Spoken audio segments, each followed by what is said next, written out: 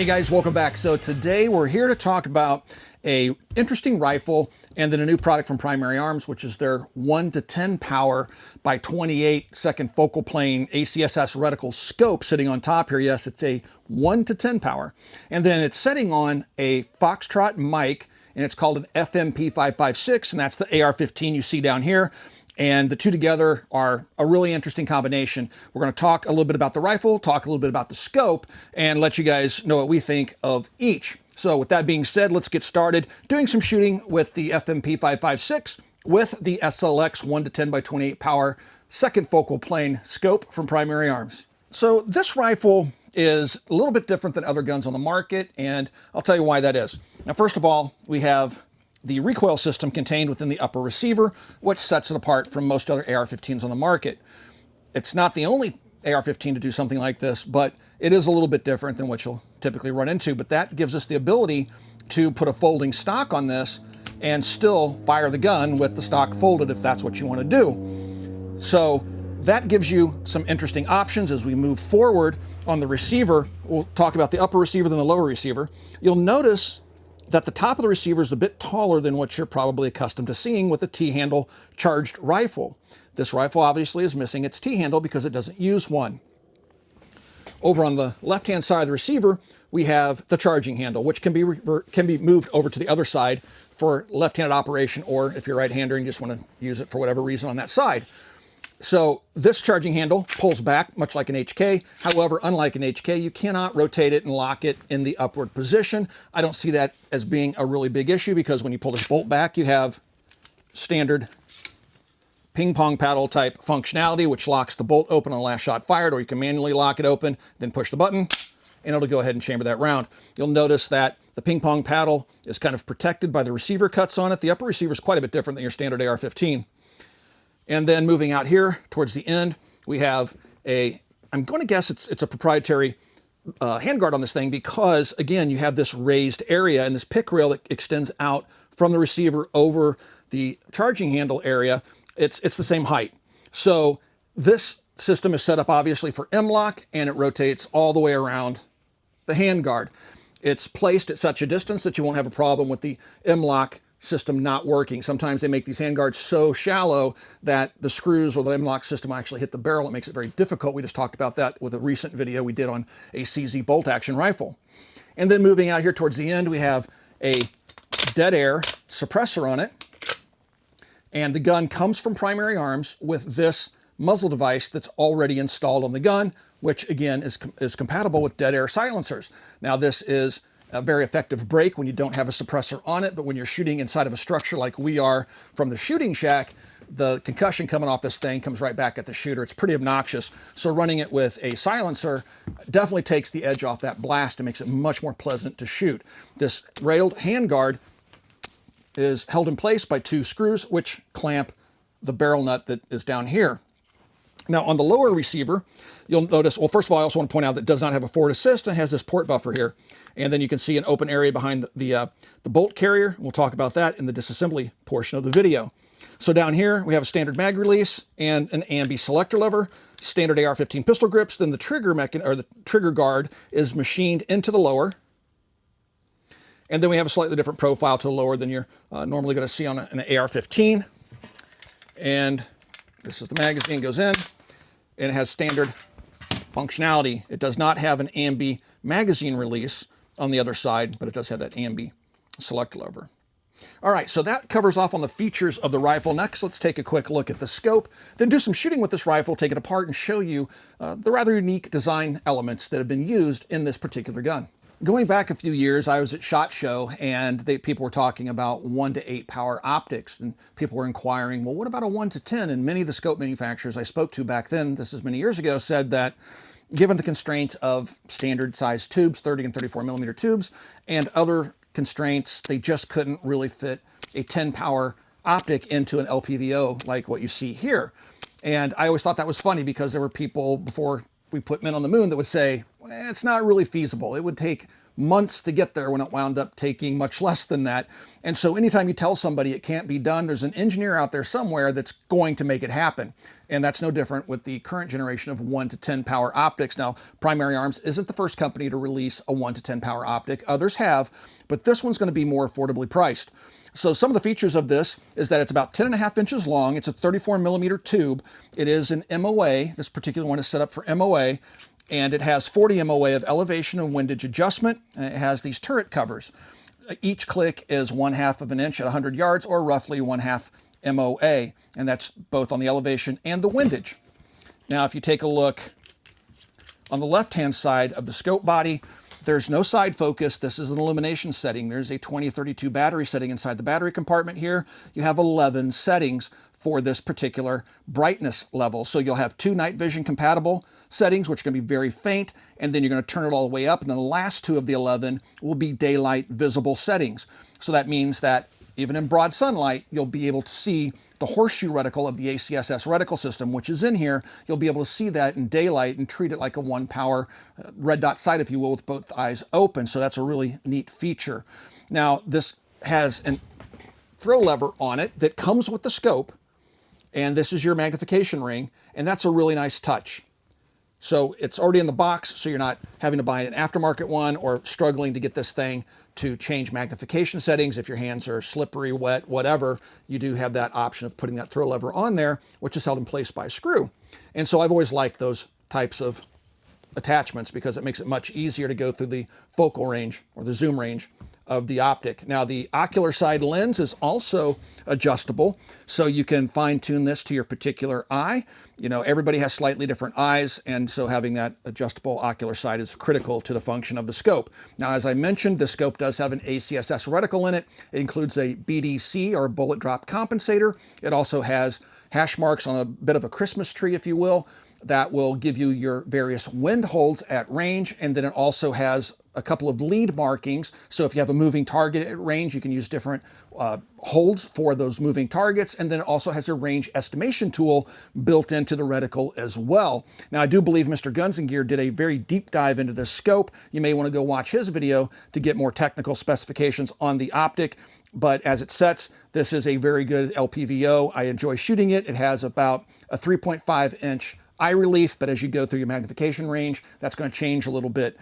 But it has a very good eye box, nice clarity, no color distortion that I can see. And the only thing that I can really tell is at full magnification, the image for my eye, the way I have the ocular lens set, is that it's just a little bit fuzzy at distance. But again, that's probably my eyes more than it is the scope, but I can find an intermediate setting with this ocular ring that'll still leave the reticle pretty crisp and still bring in that image downrange where it's not quite so fuzzy. So it's just fine tuning this ocular side. All right, so that's the basics. This is also a Primary Arms mount that's on here. And yeah, as far as 1 to 10s go, this is going to be a really nice affordable option for folks out there that are looking for that LPVO to use it both as, you know, both eyes open red dot sight, all the way up to 10 power magnification, keeping in mind that several decades ago, the U.S. military used 10 power scopes on their sniper rifles. So 10 power really does give you quite a bit of visibility downrange to be able to really see the target area versus lower magnification optics like 1 to 4s and 1 to 6 and 1 to 8s. All right, so let's do a little bit of shooting at 150 yards with the FMP 556 with the 1 to 10 power by 28 optic on the rifle. We're going to be shooting some Federal, and this is 62 grain ball. And we want to thank our friends over at Federal for supplying the ammunition to the channel for free of charge. It certainly helps us with our reoccurring costs and makes it much easier for us to bring you videos. So thank you again to Federal. All right, I think I have like 12 rounds in here after zeroing that I'm going to do some shooting with.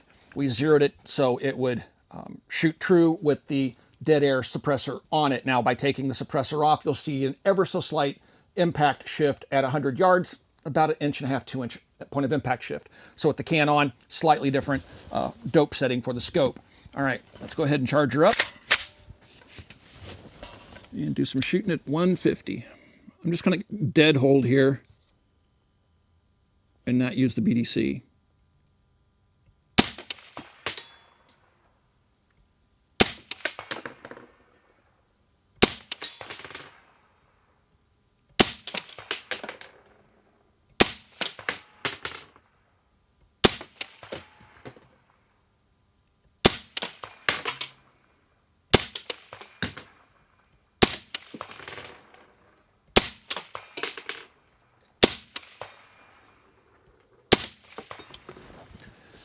All right, so yeah, as you can tell, as with most baffled cans, quite a bit of gas will come back out of the ejection port into the shooter's face.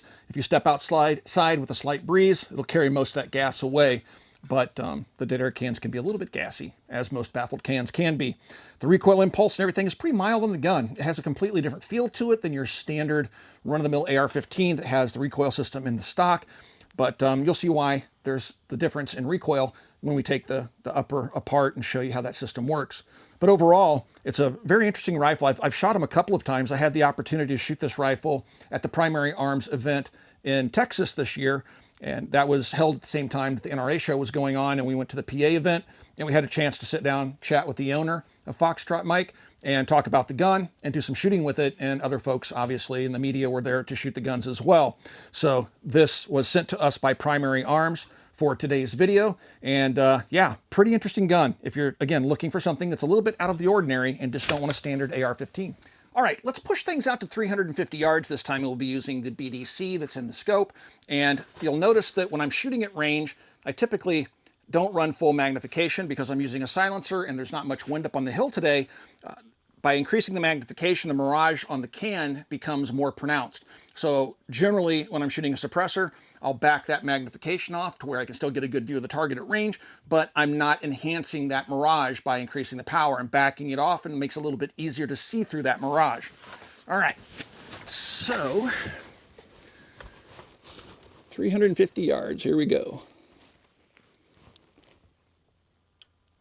Guess it helps to charge the weapon.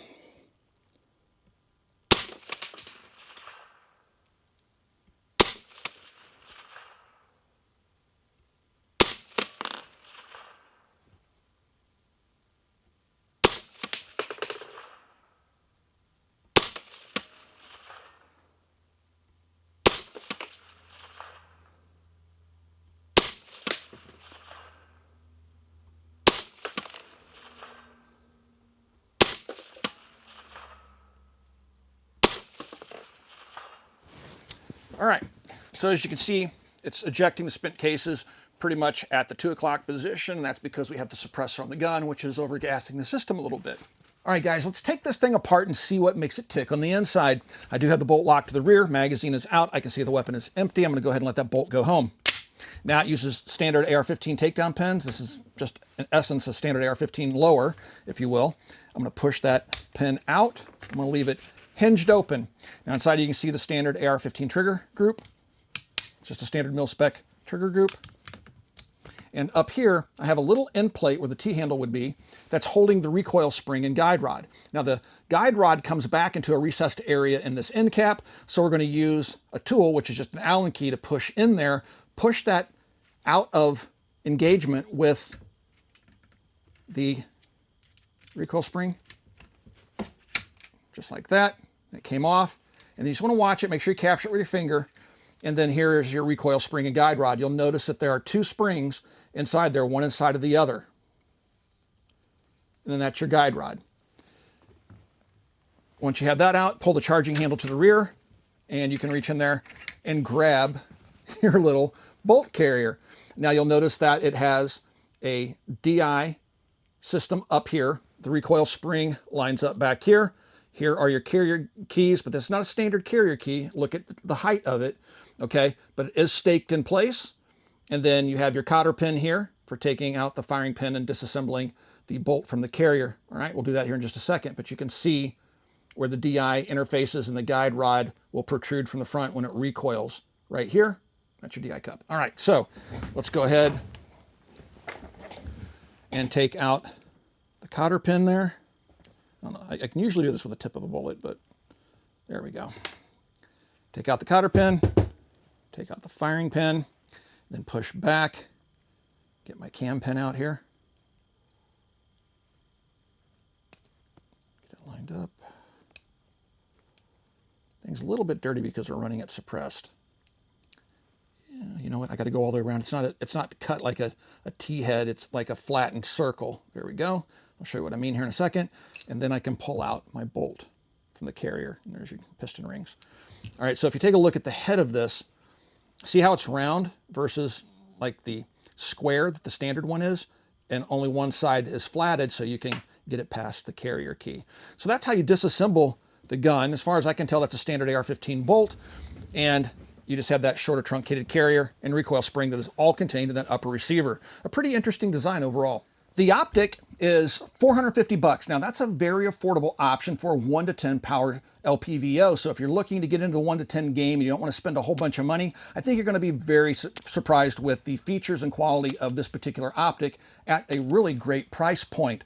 Now the rifle that we have out here today, a couple of key features about it. First of all, it's $750 on the Primary Arms website. This particular model has a 13.9-inch barrel, and then on the end of the barrel it has, and it's pinned and welded, is a dead air chemo muzzle device, so that gives it an overall length of 16 inches. Therefore, it is not an SBR.